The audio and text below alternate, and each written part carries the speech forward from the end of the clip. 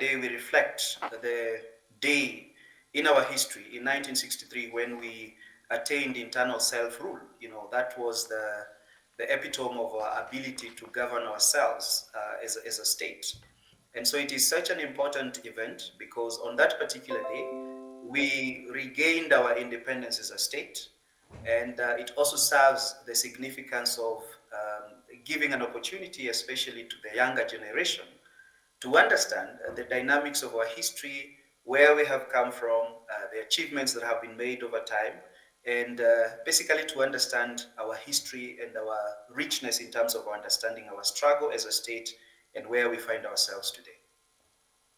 And one of the topics that most people argue that were we ready really to have self-rule in Kenya, looking back at what's happening between 62 years later, were we ready to really take up our government? I hold the view that yes, we were very ready on account of the fact that, as I said, the word I used was that we regained our independence in 1963 because prior to the colonization process, we already had our own liberty in terms of the various communities. So they already were used. We had government and politics in African communities before that. So we were just getting to a point and a moment of regaining that independence. So we were actually very ready. If you look at the struggle that was taking place at that particular time, it was raising issues around loss of land, loss of freedoms, loss of independence. So our forefathers at that particular time were very ready. They were very ready for independence. Looking past at our colonial times and today, is there anything like similar to it? How has it shaped how we are being ruled today? Of course, there's a huge difference. The difference largely being that right now we are in a completely African-led kind of an administration. But then we can look at parallels, and that is why oftentimes we would look at the dynamics that manifest themselves in a post-independent framework and also during the colonial framework. So we would actually observe that there's quite a huge difference. And of course, on a comparative basis, the two time periods are seeing different realities in terms of leadership and governance, new structures that have already been put in place, unlike what we had during the colonial time. So a lot of progress has been made. But then, yes, we could rightly say that we can attempt to draw some parallels and possibly ask ourselves, where have we come as a state from the time that we regained our independence? Many African countries right now, not Kenya, but many African countries are currently facing coups. And the leadership in Africa right now is not that, I'll not say not that great. Can we like boast some resemblance to what happened? Yes, we do have a lot of challenges, especially in the African continent. When you ponder around African politics and government, you will actually see that there are quite a number of challenges. And the parallel that we can possibly draw is the realization that some of the political and governance challenges that we face could have their root in the colonial history of the African continent. One of the challenges that possibly needs to be understood very well is the whole process of decolonization, that we inherited systems that were anchored and built around the colonial enterprise. And possibly in terms of the decolonization agenda, we possibly are not doing very well. And that is why some of these challenges are manifesting themselves. And of course, there being the feeling that part of the changes that we can institutionalize in the African continent is to have violent takeover of government, and that possibly explains the coup d'etats that you're talking about. So what role did our freedom fighters play actually in us gaining independence right now? Absolutely a big role because our independence fighters and our freedom fighters, they consolidated the entire spirit of resistance. They were the ones who went through the challenges that were manifested during the colonization process. They knew where they had come from, And they were the initial, fathers of the liberation who had the vision of where we need to go as a state. And therefore, they started the entire process of unifying us together. You will understand that prior to the freedom struggle, we largely did not have a prior experience of having what we would call a nation state, where we had several African communities that were drawn together into a nation state. So they were very instrumental at the foundation of our nationhood. And so that is what really served as the basis of the entire structure of the nation states that we have in African states today. Many will argue, Daktari, that you are currently undergoing ukoloni mamboleo. Is that so? Absolutely. And that is what in English we call neo-colonialism. Yes. The fact that we still have some vestiges, as I said earlier, rooted in the colonial enterprise. And some of the structures and the systems, the policies that were put in place, we have not managed to dismantle a lot of them. If you look at our domestic politics, if you look at our international political interactions, our international relations and other linkages that we have with the world today, a lot of them still have their root in the entire colonization architecture. We had multi-party democracy and the one-party democracy. Is it working, the multi-party one, right now? Yes, I absolutely think that multipartism is working. Because if you look at some of the political challenges that we had, especially in the 1960s, 70s, and the 1980s, we had the establishment and the consolidation of the single-party state system in Africa. And in the early 90s, when we started having this conversation, borrowing from the late 1980s, and we now have the clamor for multipartism. Yes, multipartism brought the whole aspect of political pluralism and giving people an opportunity to express, divergent views.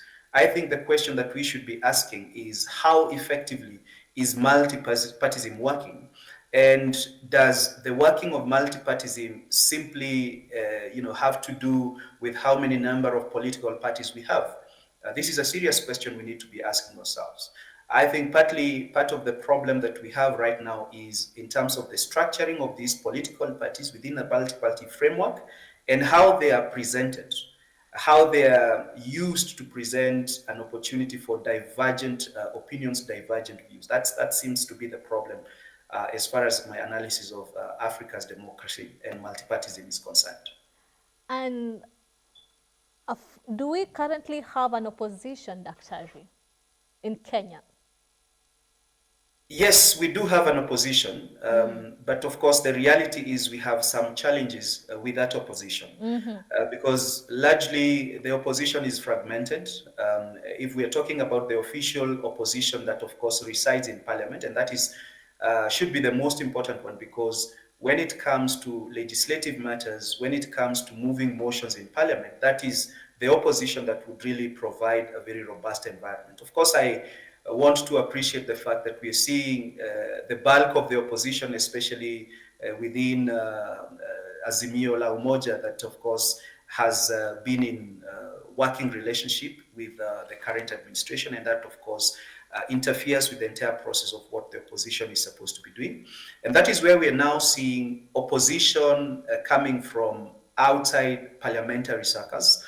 For instance, if you look at what we had with the Gen Z protests last year, and if you look at what we are seeing with the political formation and consolidation, especially of the immediate former deputy president, that is Rigathi Gachagua, that is where we are seeing these voices manifesting itself. That's why we are seeing voices within the civil society, and other people expressing themselves even on alternative media platforms like social media. That's why all these voices of protest are manifesting themselves.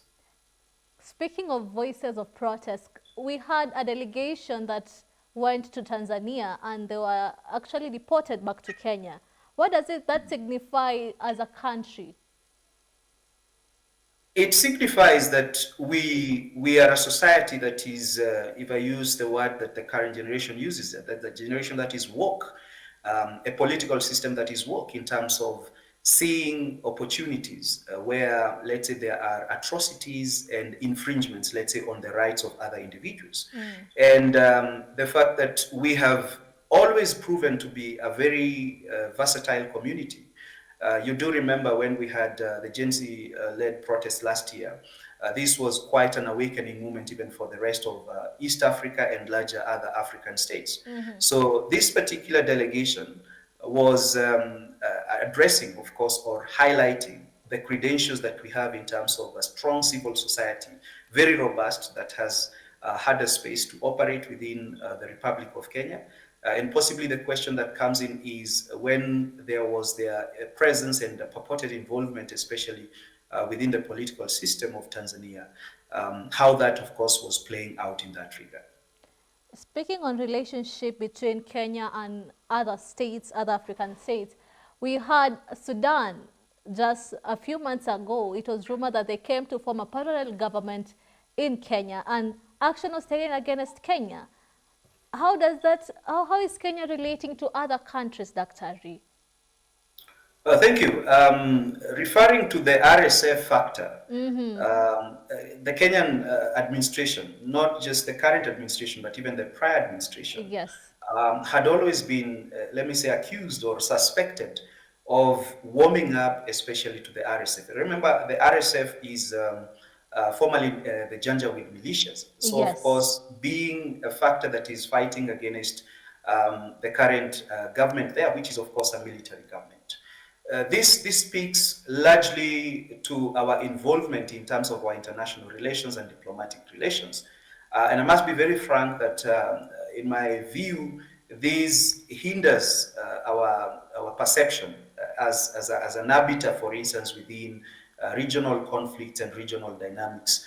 And if I may broaden the analysis possibly to say that it's not just in the case of Sudan, but remember that we also had the issue with the Democratic Republic of Congo, Exactly. where we stood accused that, of course, we were purportedly favoring one of the sides.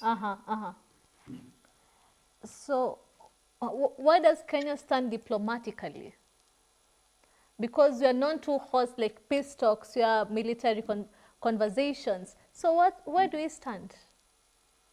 Kenya, let's first remember that Kenya is a diplomatic giant within the East African region.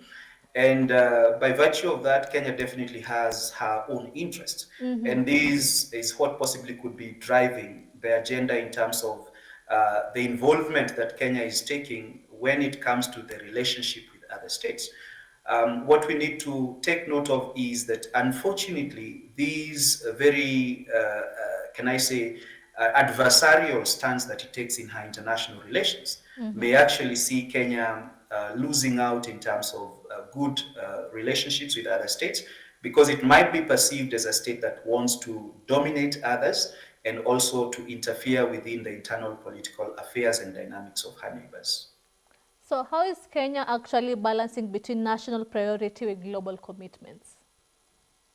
That's a very delicate balancing act. The simplest way of looking at it would be to look at the national interests. Where do our national interests position us? Because when we hedge ourselves between global political realities in terms of geopolitical scenarios around the world, and also the national political goals that we have, then we have to be guided by our national interest. And where our national interests possibly dictate that we take a position or a view that is quite distant from what global political realities are showing, then we have to go that way. But of course, we also have to have a very careful balancing act to ensure that we do not also antagonize some of our key allies within the global geopolitical setup. Dr. Ree had a first liberation in 1963. What does the second liberation right now look like? Actually, when you look at the discourse and the literature around especially Kenyan politics, African politics, many would actually argue that the clamor for multi-party democracy was actually the second liberation. And possibly people would be talking about now being in a space of the third liberation. And the third liberation, as I said earlier, takes the look of now having voices outside traditional established institutions like parliament, where people are able to express themselves and take a stance in terms of political matters. For instance, we are now seeing a very versatile media that is able to raise political issues, governance issues. We are seeing an alternative media space, especially on social media. So today, people are not going to wait for formal political institutional participation.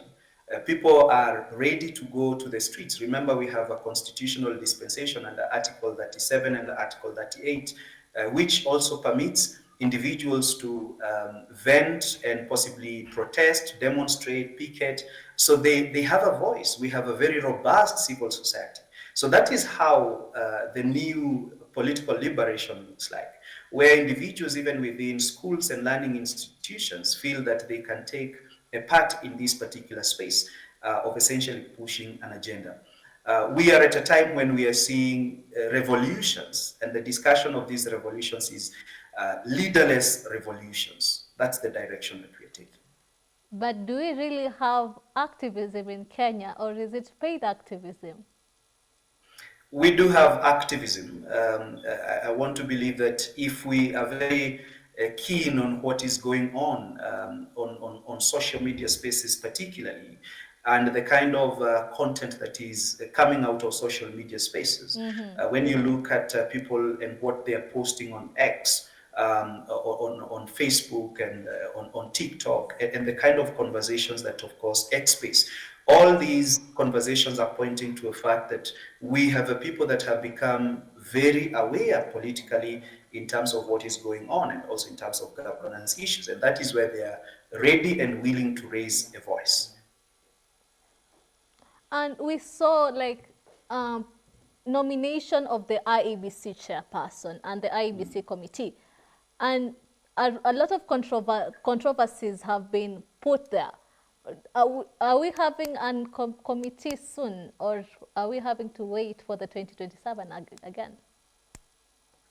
On the issue of the IEBC, that is the Independent Electoral and Boundaries Commission, the challenge we have is that this entire transition is deeply rooted in the challenges that have been manifesting themselves in our political dispensation in terms of the electoral processes and the management of that electoral process.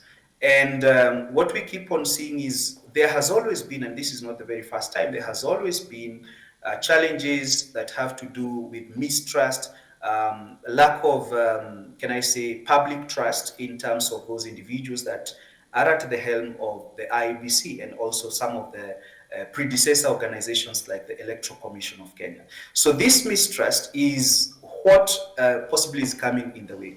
Let us remember that the process is usually a very political process because there has to be a balancing act around the political interests that are, represented when it comes to this. So the fact that we're having this conversation and issues being raised about the entire setup and the process, the modalities related to that, possibly convinces me that we are in a very dangerous and very murky path because we have a very short time when it comes to our preparedness for the 2027 elections, but more importantly, preparedness also for the various constituencies and other wards that are required to get representation courtesy of the need to have by-elections held in that. The Finance Bill 2025 is being discussed, right? And Yes. online activism have already begun. People saying reject the Finance Bill. Are we seeing, is history repeating itself again? Absolutely. History is going to repeat itself. And from now henceforth, we will always see this kind of awareness. I think we are borrowing from the experiences that we had last year, where we saw that there was all intent and purposes from the part of the government to ensure that we had the Finance Bill 2024 pass. And therefore, people are now very cautious. People are now very adept at looking at the details. And that's why we are seeing all these voices. So people know what they need, and people now can see that governments can be made to listen, like the way we made the government to listen in 2024. And so, yes, we are seeing a repeat of that until the people feel that the finance bill is responsive to the needs of Kenyans. To, in conclusion, Daktari, what is the next generation going to fight for now? Yes, the next generation has a lot to fight for. The next generation has to fight for inclusivity because for a very long time, the political space has been dominated by individuals that we could actually say do not represent, the very divergent voices. So inclusivity is actually one of them. They're going to fight for opportunities because we have a dwindling supply of opportunities. That's why we're seeing a lot of our Gen Zs who are very well talented, well educated, oftentimes lacking opportunities. So they will fight for political spaces and governance spaces that provide these kind of opportunities. They will also be fighting for inclusion, of course, into the global society because they are in a space that is shaped by globalization. So they will be trying to push that particular agenda. There will be a struggle around identity, especially the younger generation is now trying to carve out their own identity. We have Gen Z that already feels that it is quite different and distinct from those generations that came. There's a generation Alpha that is also coming after it. Mm-hmm. So issues of identity will keep on manifesting themselves in this struggle. Daktari, for your concluding statement. Thank you. My concluding statement would be that we need to reflect on our heart and soul as a republic in terms of where we have always come from. And this should shape the dimension of where we want to go. We need to have a very clear vision. We need to have a leadership that is able to articulate well and to be very responsive to the needs of the republic and the Kenyans at public at large. Thank you. Thank you so much, Daktari, for your time and company. Here at Ambassador, we'll take a very fast break. We'll be right back with South Sudan discussion.